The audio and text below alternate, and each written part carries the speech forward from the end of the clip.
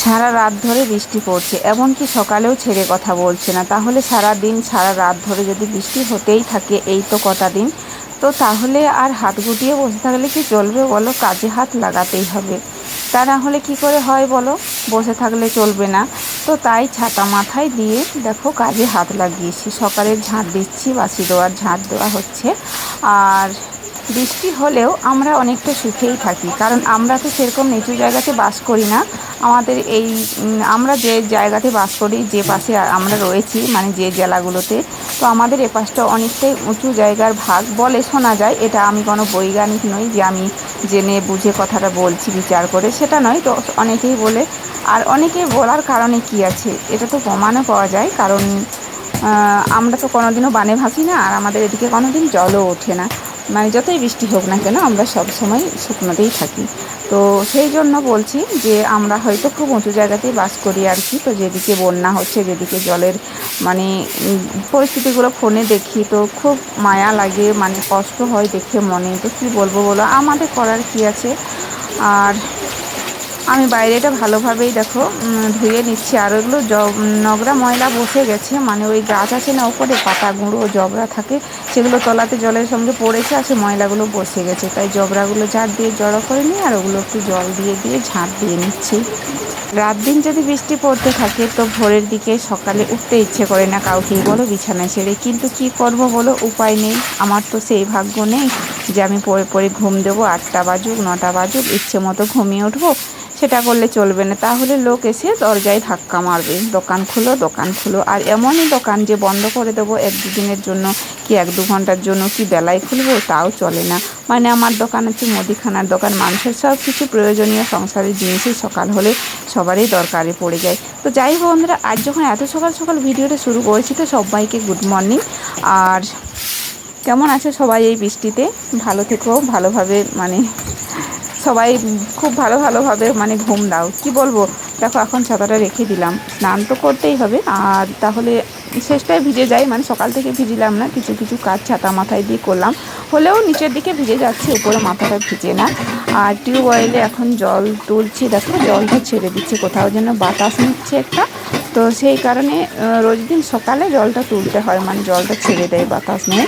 তো সেই জন্য পাম্প করে করে কী বলবো বলো তো, পারি না, তবু কষ্ট হয় অনেকেই। কিন্তু কী করবো বলো তো, উপায় নেই। তোমাদের দাদাভাই বাড়ি না থাকলে এই সমস্যার সমাধান কে করবে বলো?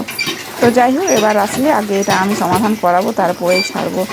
তো স্নান মাথাতে ডুব দিয়ে একেবারে সকালে করে নেবো, না হলে এখন বাসি কাপড় ছাড়া গায়ে জল নেওয়া, আবার একেবারে তেল সাবান মেখে স্নান করে ফ্রেশ হয়ে যাব। তাহলে আর পরে ভিজতে হবে না। যে কাজগুলো ভিজে ভিজে করতে হবে সমস্ত কাজগুলোই সেরে নিই। আজ হয়তো দোকান খুলতে একটু বেলা হয়ে যাবে, হয়তো 7টা বেজেই যাবে, এরকম হবে। বৃষ্টি পড়লেও আমি ঘুম থেকে উঠেছি প্রায় 5টাতে, এরকম হবে 5টা 6টা 7টা। 2 ঘন্টার মধ্যে স্নান থেকে শুরু করে বাসি কাজ, বাসন ধোয়া সমস্ত কিছু সেরে নেব। তারপরে আর কি, আর ভিজবো না। পারি না পাম্প করতে, অনেকক্ষণ কষ্ট হয়, কোমরে ব্যথা চলে আসে। তবু কী করবো বলো, উপায় নেই, কেউ করবে না এটা। আর সেই জন্য মানে হয়ে গেছে, জল যখন বেরিয়ে গেছে, সেই জন্য টিউবওয়েলটা একটু ধুয়ে নিলাম। সকাল হলে রোজ দিন আগে টিউবওয়েলে জল দিই, কলটা ধুই, তারপর জল নিয়ে উঠোনে মানে চৌকাঠে জল গোবর দেওয়া হয়। তো এখানে জল আর নিয়ে যাব না, এই যে পাইপ দেখতে পাচ্ছ, পাইপে করে টুলু পাম্পের জল তুলবো, তাই আমি জলটা ফেলে খালি বালতি নিয়ে যাব। তো এই যে দেখো সমস্ত বাসনগুলো, মানে খাওয়া বাসন না থাকলেও সকালের বাসি বাসন যে সমস্তগুলো থাকে সবগুলোই মানে আমি একটু সাবান না বোলালেও, মানে সাবান দিয়ে না মাজলেও জল দিয়ে ধুয়ে নিই। আর যেগুলো এঁঠো বাসন থাকে সেগুলো তো একদম সাবান দিয়ে মেজে নিই।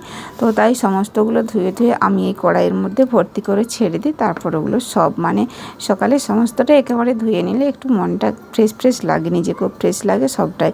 এগুলোতে খাবার জল ভর্তি করব, তাই এখন করব না, এখনও বাসি কাপড় চেঞ্জ করা হয়নি, ব্রাশ করা হয়নি, তাই ধুয়ে ধুয়ে রেখে দিলাম। আর এই যে এগুলোতে খাবার জল রাখবো, এখানটাতে তুলে রাখি, স্নানের পর ওই জলগুলো ধরবো। আর এই যে সমস্ত বাসনগুলো দেখো এর মধ্যে ছেড়ে দিলাম। তারপরে আমি ধুয়ে এগুলো গুটিয়ে রাখবো। ওদিকে বাথরুমে জল দিতে গেলাম, আর এই যে বাসনগুলো ছেঁকে নিলাম ঝুড়িতে বালতিতে করে, তারপর দেখো ওগুলোও রেখে দিলাম। ছাতাটাও একটু ধুয়ে নিলাম, বালি বালি উঠেছে এরকম, তাই দেখো জল দিয়ে দিলাম। এরপর দেখো ব্রাশটা করে নিই, ব্রাশ করে একেবারে স্নান করে নেব। ওদিকে শাশুড়ি নিজের জন্য খাবার জল ধরছে মানে বোতলে। আমি এখনও কিছুই খাবার জল ধরিনি, তো শাশুড়ি আলাদা করে নিজের বোতলে নিজে জল রেখে নেয় খাবার জন্য। একদম স্নান করে ফ্রেশ হয়ে চুলও আমার দেখো প্রায় আধ শুকনো হয়ে গেল, মানে চুলটা ছেড়েছি। এখন তো গরম ভাব নেই যে চুল ছাড়তে বিরক্ত লাগবে। চা করলাম একটু, আজকে যেহেতু বৃষ্টি পড়ছে ঠান্ডা ভাব, চা খেতে খুব ইচ্ছে করছে। আর ওদিকে দুধটাও বসিয়ে দিলাম। এই ছাকনাটা নতুন আবার বার করলাম, আগের চা ছাকাটা কোথায় যে পড়ে গেছে খুঁজেই পাচ্ছি না। মনে হচ্ছে এই রান্না টেবিলের তলাটাতেই ঢুকে গেছে। ছোট ইঁদুর এই সবগুলো আসে রাত্রেবেলায়, তো ওরাই হয়তো টেনে ঢুকিয়ে নিয়েছে দুধের গন্ধে।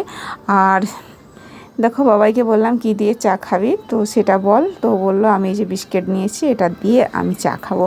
আমাকে বারবার বলে তুমি চা খেও না, চা খেও না, একেবারে অল্প না। মানে হ্যাঁ অল্পই নিয়েছি, এখন থেকে কাপে চা খাই, যদি খাই যেদিন খাই আর কি, অল্প করেই খাই। আগে যেমন স্টিলের গ্লাসে চা খেতাম 2 কাপ 3 কাপ করে, সেরকমটা না। তো বাবাই নিজেই চা নিয়ে নিল, আর এই যে আমিও চায়ের সাথে বিস্কিটেই নিলাম। এদিকে দেখো অনেকটাই বেলা হলো, আর কি বলবো, বাতাস বইছে, বৃষ্টি পড়াটা একটু থেমেছে। তাই বাসি জামা কাপড়গুলো চোবানো ছিল, সেগুলো আমি একটু এখন এই যে ধুয়ে মেলে নিচ্ছি।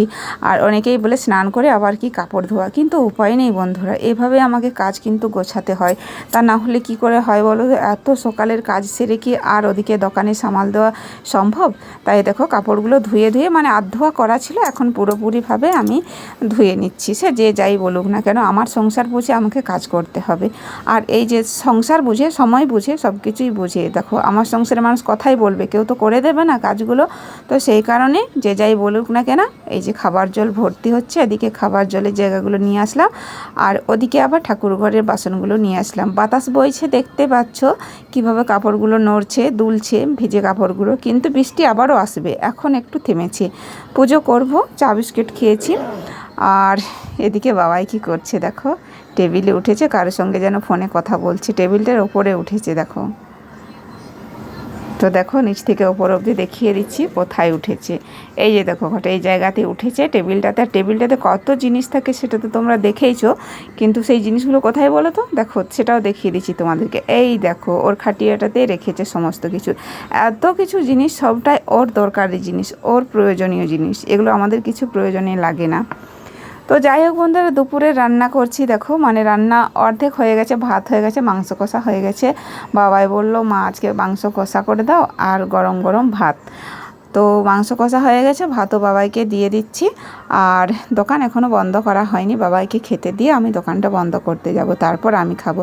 কষা মাংস রান্না করলে এই যে মশলাটা একটু দিতে হয়, আর একটু নরম নরম রাখতে হয় রান্নাটা, একেবারেই শুকনো কষাই নয়। তো ওই যে পাশে দিতে বলে, কষা মাংস হলে ভাতের পাশে দিতে, মানে থালার পাশে দিতে বলে। আর একটা মুরগির ঠ্যাং নিয়ে এসছে, এই যে দেখো ঠ্যাংটা বললো আমাকে দিও, আমি খাবো বলে নিয়ে এসেছি।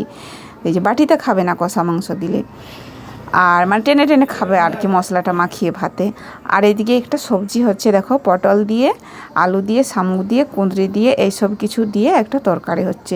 সবজি তরকারি একটু সেদ্ধ করে রান্না করলে খুব ভালো হয়, মানে সেটাতে একটু, মানে সবজির যে একটা খাওয়াতে কাজে লাগে, শরীরের মধ্যে প্রোটিনটা থাকে, সেটা কিন্তু ভালো।